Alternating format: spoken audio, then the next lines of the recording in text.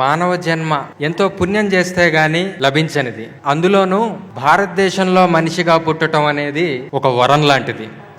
ఎందుకు అనంటే భారతదేశం వేదభూమి, కర్మభూమి, తపోభూమి, పుణ్యభూమి, మోక్షానికి అనువైన భూమి. ఇదే నేల మీద అనేక మంది ఋషులు, మహర్షులు, సాధువులు, సంతులు ఎంతోమంది తమ యొక్క ఉనికి ద్వారా, తమ యొక్క ఆదర్శప్రాయమైన జీవనం ద్వారా, తమ యొక్క తపస్సు ద్వారా ఈ నేలను ఎంతో పునీతం చేశారు. ఇదే నేల మీద ధర్మం కోసం ప్రాణాలు కూడా లెక్క చేయని ఎంతో మంది మహారాజులు నివసించారు.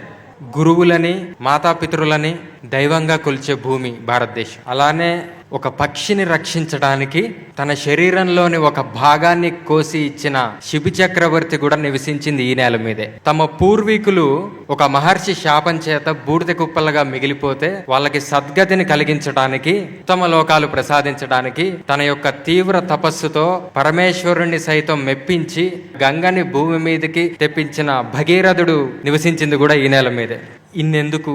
భగవంతుడే తన అవతారాలతో శ్రీరాముడిగా, శ్రీకృష్ణుడిగా, వామనుడిగా, నరసింహుడిగా తిరిగిన నేల మంది. దేవుడే దగ్గరగా నిలిచిన దేశం మంది. తనను ఆశ్రయించాడని త్రిశంకుకి విశ్వామిత్ర మహర్షి స్వర్గాన్ని ప్రసాదించాలని సృష్టికి ప్రతి సృష్టిని చేస్తే తనని ఎవ్వరూ ఏమీ ఆశించకపోయినా తాను ఎవరి దగ్గర నుంచి ఏది ఆశించకుండా ధ్యాన జగత్తును సృష్టించాడు మన పత్రిజీ. ఇది చాలా గొప్ప విషయం. ఎన్ని జన్మల తపశక్తి ధారపోస్తాడు ఆ మహానుభావుడు, కానీ ఇంత విప్లవం అనేది సాగింది.